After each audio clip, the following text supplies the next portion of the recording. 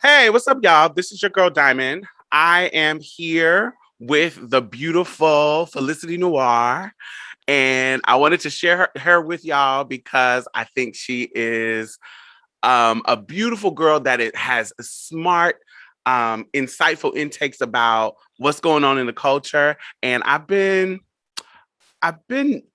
no, we don't know each other personally, but I know I've been knowing of her since Facebook started allowing us to go live. Her ass used to always go live. And I'll be like, oh, let me see what she's talking about. And she just was so funny. She was so real and down to earth. And I really enjoyed watching her and what she brought to the table in regards to the cultural discourse that's happening in our community. And I really appreciate her. And so I always wanted her to be one of the people that I brought on the show. So welcome, Felicity Noir. Thank you. Thank you, Tommy. That was an amazing introduction, girl. I didn't know I had all that going on, but thank you. I try to be myself. I'm honored and flattered that you have supported me and kind of, been in my corner through my crazy Facebook lives. I'm humbled by that. So I truly thank you. Thank you for being here. Tell me where you are from. Like, how did you grow up? Um what is your family unit looking like when you were growing up? What was the earth? Because I always try to think of when we were little, even before transition or da da da da, not necessarily in the terms of gender and all that kind of bullshit, but what was the earth that we grew from? And so tell me about your family background, your family union. Who was your people? Um, Anyone who's ever seen me interview or speak know that family is a touchy thing for me. Um, I'm from South Carolina, Columbia, born and raised. Half there, half Charleston, South Carolina, but born and raised in Columbia. And that's where I'm from. It's the South, it's the deep South.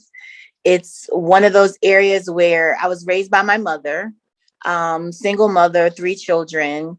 Um, she loved us all in her own way. And growing up, everyone has a story. My story, I hate talking about family. It's better now. It's better now. Now that we have some clarity and some understanding, and we've been educated on the who, what, when, where, and whys. Questions have been answered. So we're good. That's my family. I have an older brother, a younger sister. I love them to death. Love my mother to death. Yeah. So we're just Southern belles from South Carolina. Geechee Gullah. That's where I come from. That's my background. It's not just family like that. Not just like I don't want you to necessarily parade your trauma with your family out, but I'm talking about even the family that didn't bring you trauma. People who like your chosen family growing up, your the first people, queer people that you might have met when you were younger, Oh, or like family who people who made you feel like home, who made you feel loved. Who were those mhm. people? Okay. So oftentimes, I found myself surrounded by people that I called my family that weren't biological, but blood didn't make them family. The love that they showed me and the support gave them the family role and the family title. So, it's so many to name, but just to name a few that just that we're in it, like I would say 15 plus years. If I could, it would be one of my brothers. His name is Scotty. One of my Brista. I'm gonna say Brista because some days it's the brother, some days it's the sister. So I'm gonna say my We all have Brista. those. We all have those. It would be Herbie. From South Carolina, it would be where I get my name, my childhood friend Felicity. It would be so many of those people, and I hope I'm not forgetting. There's so many that uplifted me and became family just because they poured into me when I needed it the most. So when was the time that you started to feel the most free in your youth Oh, to present how you wanted to present? Not necessarily transition, but mhm. however like, ooh, I'm starting to feel like, ooh, I'm that girl. I am, I'm feeling like, okay, I can be, I can be more myself in this space. When was that and where? I never felt like in my youth I never could be myself. Mm. I wasn't able to be myself until I moved away from home. What sparked And that? I went off to college. Oh, what school did you go to? So most people is like, that's my way of continuing my education. To me, it was my way of freedom. And that was the door I needed to say, you got this. So me going off to school was just like, I'm ready to do it right now. Like I need to go now. So I did that and I found myself not being so free because I found myself trying to blend and fit in with the norm as I went through the different levels and grades. Like, okay, I found myself like, okay, you said you was going to be free, why are you sneaking out to go to these bars at night? Like, girl, what are you doing? So it was like, it wasn't until, and so, my major is elementary education. So still in South Carolina, I had to be mindful of my presentation. So I had to downplay what I was feeling in my inner side, my inner self. I had to downplay that because I was still so caught up in what people would think. And I was worried, could I finish school if I really wanted to do what I wanted to do and transition? And it wasn't until my senior year in college and I literally said, I'm just going to just peek my head out of that closet. And because most people don't realize, like in this lifestyle, you may come out the closet once, but you may come out 2 and 3 times. If that makes sense to some people. Some people don't understand that, but I tell them you come out the closet in a different image at different times in your life. So I found myself peeking out of the closet like, well, let me try this. I know it's a little feminine, but let me just see how people react. And people start perceiving it. And I was like, okay, we receive it. We see you. And finally it was like, okay, so what was the big fuss about? So my senior year in college is when I decided to say, I'm going to be me. I'm going to start this journey. And I never looked back. And it was after I graduated. I didn't even walk across the stage I didn't want to. I didn't want to. Why? I didn't want to walk across the stage because, oh my God. Mm. Okay. So, You feel like you were robbed of the situation? no, it kind of goes back to what we talked about with family, Yeah. Nobody was there. So, I totally get it. I understand. When I ooh, graduated, nobody was at my graduation. Like nobody, not just my family, not just my friends, even like my queer friends, anybody that I thought would show up to my graduation, they didn't show up. And part of it was, some weird ass shit about my transition, but part of it was, some economic things. It just was a yeah, bunch of stuff in one yeah. space. It's a touchy thing because, that's one of the things that I needed closure on as an adult. Yeah. And it wasn't that no one was there. It was just, I wanted my family to reach out and ask me, all right, when are you graduating? What's the requirements? Can we come down? And I guess I wanted them to ask those questions To and care. just show me you cared. And when I didn't get that type of energy, I just said, hey, I'm gonna save my money, just give me my diploma. I worked hard for it. And honestly, that right there was a turning point for me. Gotcha. I really started to look at life differently. And then I started to say, at the end of the day, you're supposed to have family, but you can simply have yourself. Facts. Definitely. And so it actually made me stronger. And I remember younger, I wanted to be a teacher because you said you was in elementary education. Mhm. And one of the reasons why I didn't go into being a teacher was because I knew that I was going to transition. And I didn't want to have to deal with I didn't want to have to deal with the bullshit that came in the 90s. Every time you heard about a trans person in school, they were being fired for transitioning. Yeah. The parents were complaining. The parents were coming to the school and talking about why is this man teaching my child and all Hmm. this kind of every time that was the normal case. I never saw a successful trans school teacher. I never saw that. Yeah, I can agree. So that, I ended up once I graduated, I ended up teaching high school for 2 years. Mm, Um, and that's when I realized that wasn't my passion. And I was like, I can't do this, baby. I'm struggling, 2 jobs. What's going on? Then I really understood what teachers meant when they said underpaid. Because Lord, I was not like, being paid enough, right? yeah, it was. I quickly lost that passion for teaching. Mm. Hmm. So what did you end up finding your passion? Um, not immediately, no. I, you know what I've noticed? Like sometimes your passion can change with the season. Oftentimes, the the outlook you have on life can instantly change. Life is one of those forever changing things. Um, Nothing is set in stone. Mhm. So my passion, my in my younger days was I just simply wanted to be happy. I wanted to authentically be happy.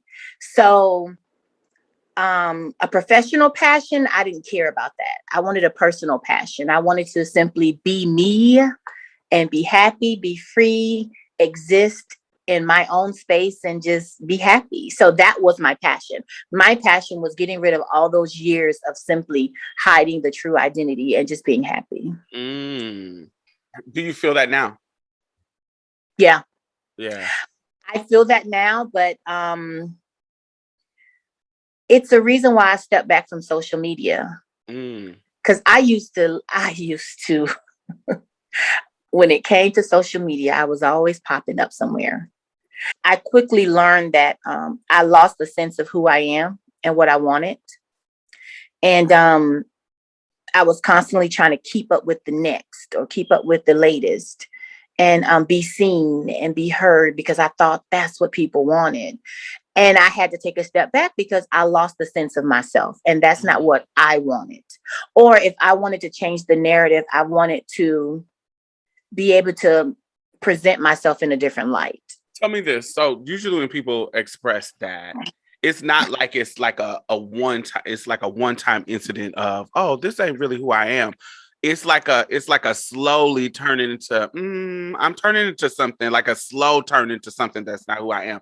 What made you pump the brakes? What was the moments that made you say, okay, this really isn't me? And I'm doing this for the Joneses, or I'm doing this for the Mm. cloud of it. What got you to that point? Because we see that a lot of time with the girls that are doing things, and I'm like, did you really want to do that? And what got you to Um, that point? I think what got me to that point is when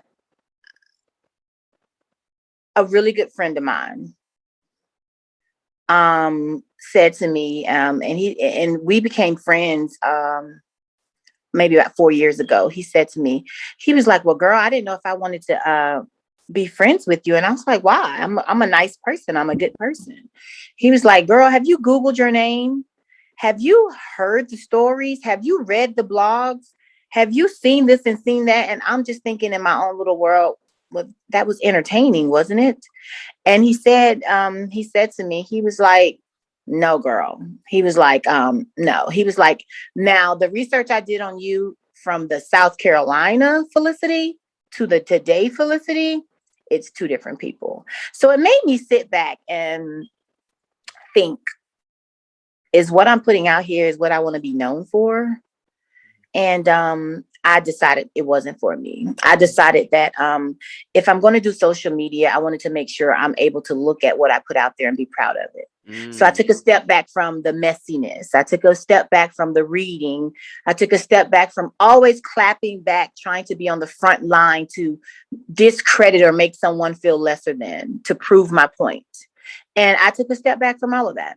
And a lot of times I get asked that question. Well, Felicity, you don't advocate anymore. You don't speak on trans issues anymore. It's not that I don't care. It's I'm using my voice in a way that I can be proud of. And at the end of the day, I feel comfortable with what I put out there. Gotcha. So that's why I took a break from social media to regain a sense of who I am and the direction I wanted to go in. So if a girl who's younger than you is listening to this, what are some ways that you actually went about figuring that out, who you are and who you wanted to be, as far as your Um, integrity?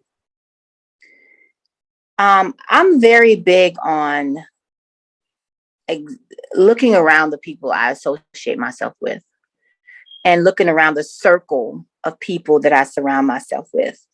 And at one point, it was just surrounding myself with messy people that wanted to party, turn up, have a good time, get drunk, all of the things that I actually enjoyed. And again, I had to say to myself one day, like, are you happy with what you've accomplished this year? And I couldn't name that one thing that I have accomplished that year that made me proud of who I am.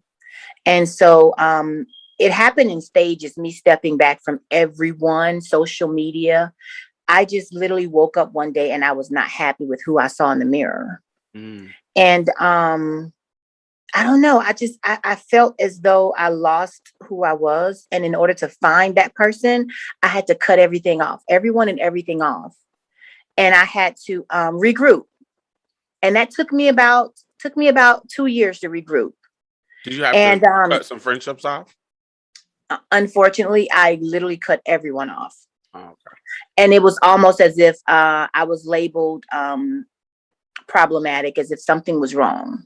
I love my friends dearly. I love my family dearly, but I literally needed that time away to regroup and find out who I am and come back and be able to hold my head up high and say, this is who I am.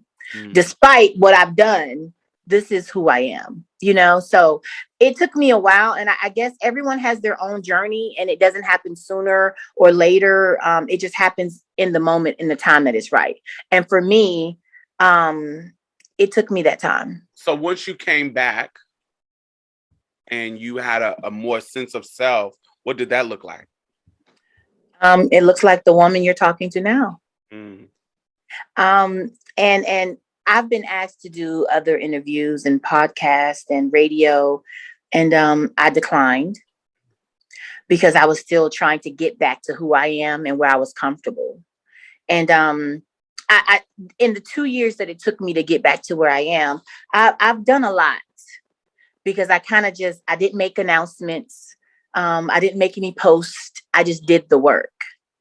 And I did the work, and I'm ready to kind of like spread my wings again and get back out there because That's beautiful. I have a lot in store. I love that. I love that. So currently we have a lot going on in this past 2 years that I guess you've been on, let's call it a sabbatical. That part. There's a lot been going on. So you've been watching from afar. What has been pissing you off? What's have been bringing you joy? What has been like, putting some fire in your mind? Nothing has pissed me off. Okay, good. I've learned the power in silence and protecting my peace. So nothing has pissed me off to the point that I feel like I need to unleash. Nothing has pissed me off. Besides, of course, police brutality. Of course, that bothered me to my core. But Any particular incident? I mean, it's too many There's to so name. many. It's so many. It's so many to name. But you know what? Let me take that back a little bit. Nothing has pissed me off, but some things have kind of rattled me a little bit. Police brutality is one thing. A life is a life. But I've seen so many trans women be murdered and killed. And during the time of the protests, the marches, and the Black Lives Matter, and the importance of Black Lives Matter, all lives matter. And what bothered me is just I sit back and I read and I see how the life of a trans person is just diminished. It's just it it's minimized. That bothered me. That still bothers me to this day.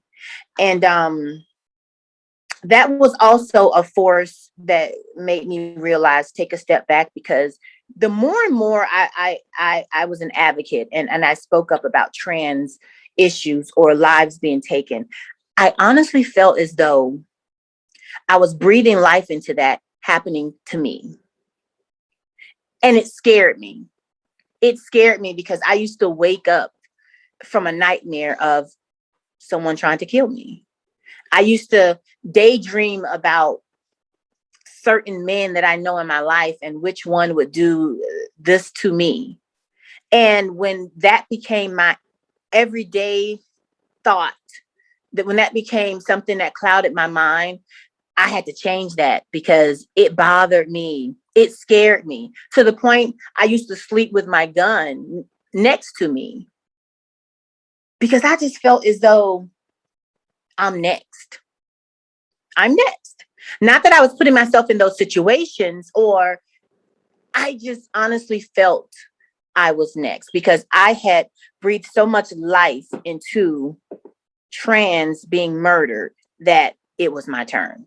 I can't say that those kind of questions were like something that like was overwhelming my psyche, but I do know I've had times where I was questioning that too, like what dudes that that I'm engaging with would be the most likely to do something like that. Which ones seem to be emotionally unstable? Which ones Mm-hmm. seem to get angered really quickly when I don't want Uh-huh. to spend time with them, or when we're in an intimate situation and we're sitting chilling, which one of them has the mindset? I have really thought about if I, because we know that statistically it's intimate partners who kill trans women.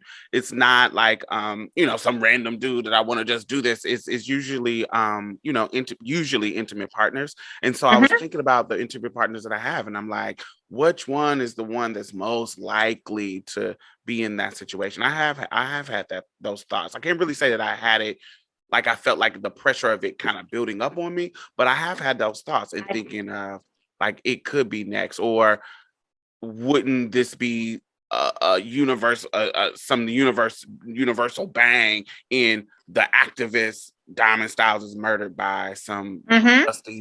dusty ankle foot ass nigga. Baby, I'm telling you, it got to the point I didn't want to meet any new men. I didn't want to have conversation. No, you cannot come to my home. It got to the point I became I had like an anxiety with meeting new people and being around in the company of a man. I'm Mm. so serious. And I said, well, what the hell is going on? Where did these feelings come from? Because you love the company of a man. Amen. So what happened?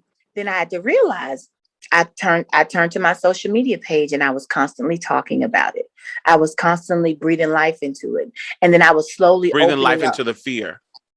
the fear of me being next. Yeah. And I had to completely shut it down. I had to.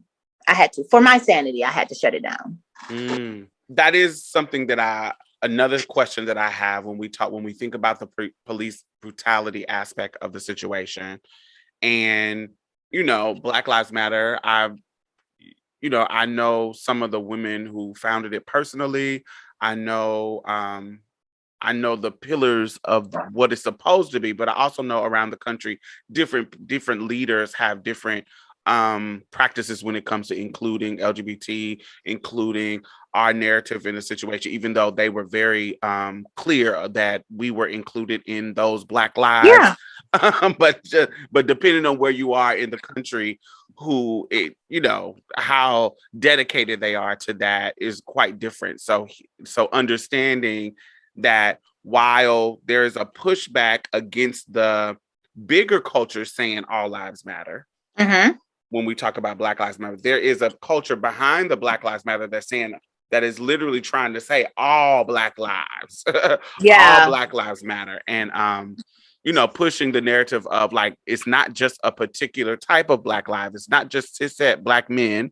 It is not just cishet Black women. It is not Mm-hmm. just the respectable ones, the ones that went to college. It's Yeah. all Black lives. And It's all and Black lives. we definitely have I definitely have questioned those things too. Like, where Mm-hmm. do I fit in the space of, well, I don't want to say question it, because I don't let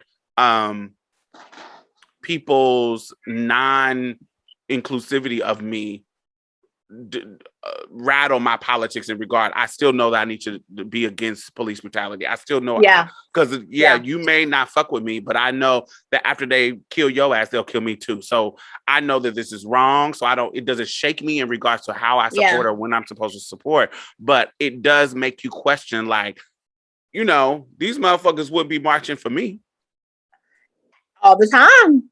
Yeah. Will I even get a damn Facebook post? Will I even get a social media post? Because will you walk over my body with a camera and just film me and keep on going and go home? That's Right. I have those thoughts.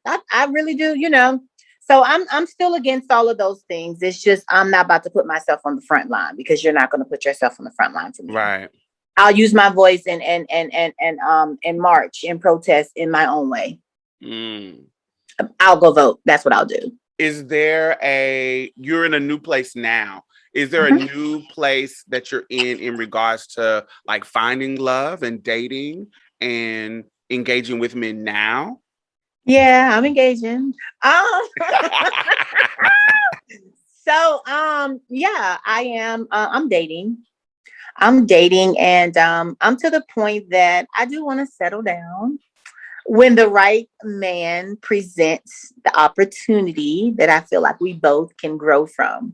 Mm. But I'm dating. I'm happily dating, and yeah, I'm good. I'm good. Very good. What was the journey like getting there? Getting there to where, not just about getting over the fear that we were just talking about, but getting to the point where, because I know you said you transitioned last year of college when you moved to Atlanta, right? I know when you first come into the game, you learn that, man, there's tons of motherfuckers objectifying me. It's tons of motherfuckers not looking for no serious ass shit. They will play all the Yeah. games in the world just to get in your panties, da da da da. Yeah. What got you through past that point to even having even hope that you could find somebody that can appreciate you in your totality and not just what the fetish that you bring? Well, I think it first starts with self. Once you learn the true value of what you bring to the table, you'll stop allowing yourself to just be objectified, or turned into a fetish. When I started saying no, I'm good, I'm okay, I'll pass, that's when the confidence level went to another level. And I started meeting men that understood why I would not allow myself to be treated that way. And these particular men, I didn't have any sexual relations with them. I just had a conversation about why so many trans women are escorting, or so many trans women would say, fuck you, pay me. I had one of those intellectual conversations with some of very affluent men. And I just decided to say no. If I meet a man, no, you can't come over to my house late at night like this. You can't do that. Take me out.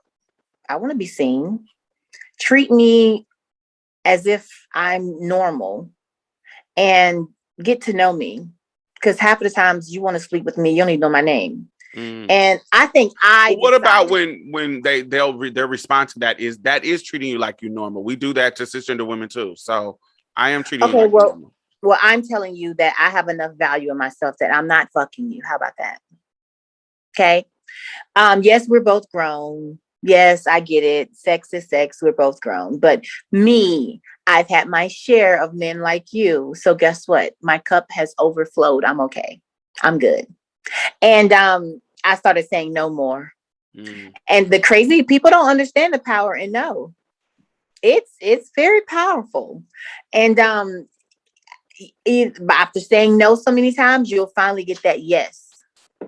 And once you get that yes, you'll start to see a different caliber of men that approach you because Mm. now they see something different in you in the way you walk, the way you move, the way you speak and present yourself, and they come at you totally different. Now, I'm not saying every guy I met recently is treating me different, but for the majority of the men that I've met in the past year, I'm pleased with. Mm. That's fire.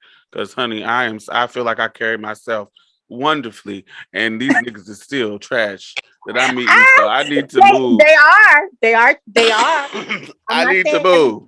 everything isn't perfect, but I'm now entertaining a different caliber of man that actually believe in courting and Nice. actually believe in let me take you out. Let me fly you somewhere. Let's be seen together. Because Fire. oftentimes you run into the I want to come over and chill type, you know? No, I want you to take me out. So I'm entertaining those type of men that want to take me out and have a good time with me and show me off. I want to be eye candy. I want to be, I want to be all of those good things. I I want don't to want to just dress up and get fly and go out yeah, and be fire. I Yeah. do. I want all of those things because I deserve it. So yeah, so I'm good. My dating life is good. I'm happy. I don't know when you came out in regards to date, but I started to I started to see you kind of pop up in my radar of trans people, trans community around 2014, 15 in that for Uh-huh. me. And so that's been, 5, 6 years ago. And a lot of stuff in regards to pop culture around transness has really flourished. There's like this renaissance that happened over the last decades of the 2010s and all the Mm-hmm. way to the last 5 years. What have been some of the highlights that you have seen in the community for you? What have been, give me like 3 moments that were really, really inspiring to you to see and in regards to what's happening in pop culture. One of the first inspiring things that made me get goosebumps, like, oh wow, was when Laverne Cox was on the cover of Time magazine. Mm-hmm. Um, that right there was just like one of those moments, like, okay, The bitch, motherfucking tipping point. like, bitch, okay, bitch,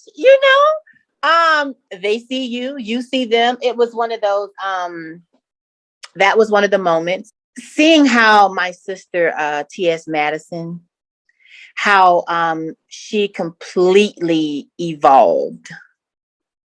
And for a long time, she kind of had this weight on her shoulder that was holding her back. And just to see her in the light today where she began, I think that it still gives me goosebumps because I know how hard we have to fight to remove the stains and get acceptance. And so that was another moment in culture that was amazing, and it still is amazing because she's still in her season. So that was another thing that excited me. Trying to think, what was another? I thought it was amazing when someone that I went into the ballroom scene in the same era with Amaya Scott. When I saw her get casted with Lee Daniels and just seeing her on television, being extremely proud, like, okay, you nod your head like, okay, bitch, it's possible, it's capable, it's doable. That was another moment for me. It's so many moments that within the past 5 years that has kind of gave me goosebumps. So it lets me know that timing is everything and Yeah. everyone has their time and season for greatness.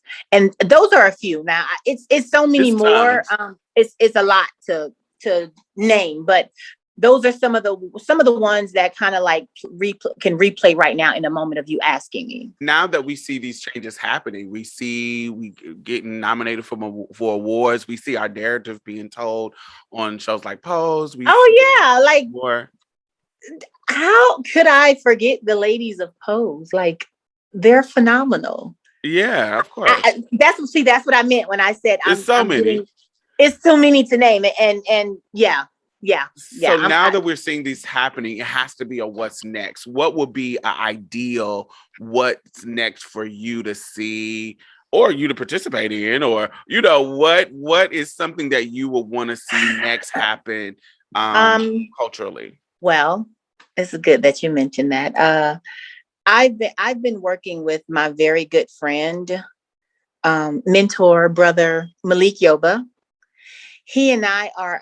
He's helped me hone in on some great ideas alongside a really good colleague. I call her my sister, a friend. Her name's Lynette Doby. She's a writer. She's a producer. She's amazing. She's an actress. I'm writing. I'm writing with her. We've completed a script. So Okay. the next thing I want to see is a scripted series full of a cast of trans women. Um, Not messy, not reality television. I want it to be scripted, something that we could look forward to weekly to watch and educate the world on the lines of Girlfriends or on the lines of Waiting to Exhale. Um, on the lines of that four women, though, that bond of sisterhood. I would love to see something like that. And I'm going to. Outside of the ballroom narrative, because that's No, I don't want it. No, it needs to. It needs to be something that can show how similar than dissimilar trans and cisgender people are. okay. That's what I want to see, and that's what I'm pushing for, and it's going to happen. Yeah, good. I love it. I love to see that Malik is behind the scenes doing something, because I wasn't really comfortable with him being in front of the scene because he wasn't handling himself the way I thought that he should. But Yeah, I have my reservations about that. I felt like he was attacked. Yeah. I felt like he was attacked, and I know he's never had that type of battle before. And he wasn't ready for it. He wasn't ready, but I wanted to fight for my friend. I wanted to fight for my friend because I believe in him. And yeah, so that's definitely true. But no, that's what I want to see next. I want to see where it becomes the norm to have trans television shows or trans cast members that have leading roles. I want that to become the norm. I want that to be one of those movies or series where 10 years from now you still can watch it and still enjoy it.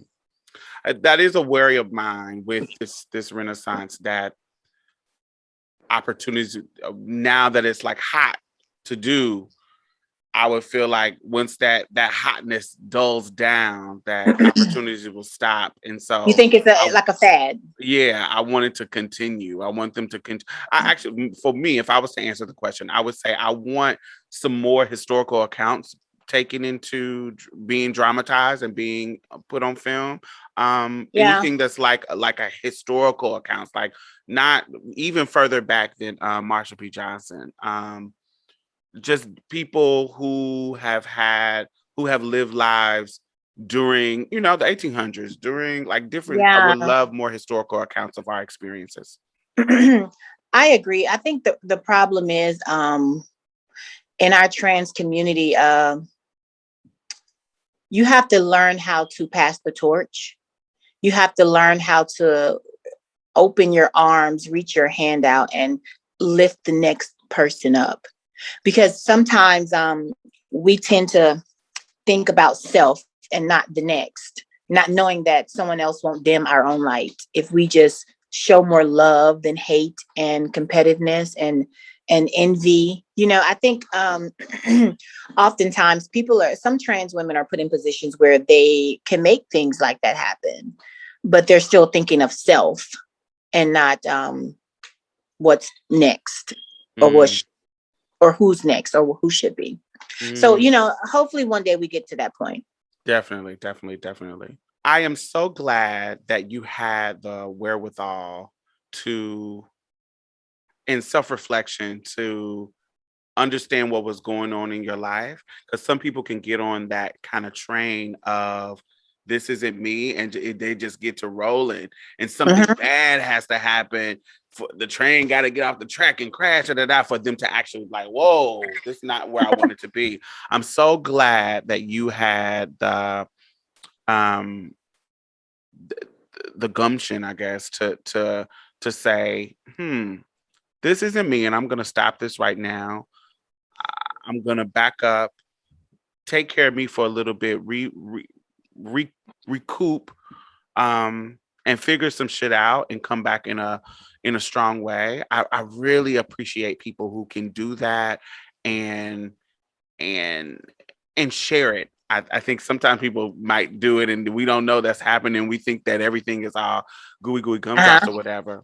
But I appreciate that you allowed yourself to not be caught up, because I'm seeing so many girls caught up in trying to get fame because they see all these girls having these opportunities, and they're just out here willy-nilly doing dumbass shit, saying dumbass shit just to be controversial. Let me get this person, let me do this hot, let me talk to this person, whatever. And it just doesn't seem like it is intentionally filled with integrity. It doesn't seem like it's making that kind of integral impact. And so for me, I love that you were able to pause and come back and be a better person. And that's so beautiful to me. I think that's so beautiful. So thank you for sharing that, because that's inspiring. Thank you. It wasn't easy, but I'm happy I did it. And I'll do it again if need be. But now I've came back with a stronger sense of self that I know I'm good. Good. This was an amazing exchange. It didn't feel like an interview. It didn't feel like an interview. It felt natural. Like even if I got stuck on my words, or even if I stumbled or stuttered, it was natural. Yeah. Like it was a conversation. Yeah, that's what I wanted to have. Tell the people where they can find you. I know you don't do social media too much, but you do have it, and they can find you. I'll be peeking out there. But every social media platform I have is my first and last name. It's Felicity Noire. FELICITY NOIRE. It's the same on every social media. So you guys can find me there, and I'll be there. And I will put all of those links in the bottom so y'all can check her out. Follow what she's doing. I can't wait till this scripted series comes out. I am going to be supported. Make sure you come back and let us know what's going on. Put us a part of your media rollout promotion. Let us know what's going on. We're gonna thank you. I want to come back because we're gonna start with the book release, and we're gonna go from there. Perfect. Well, Felicity, thank you for spending the time with me. This has been an amazing conversation. And yeah, thank you so much. Thank you, beautiful, for having me. And I'm honored. And you are gorgeous, by the way. Thank you, thank you so much for inviting me to the conversation, to the table. I appreciate it. All right, y'all. Thank y'all for listening. I will hear and see y'all next week. All right. Bye-bye. Bye. You can listen to the rest of the show on all podcast platforms. Just search Marsha's Plate. See you there.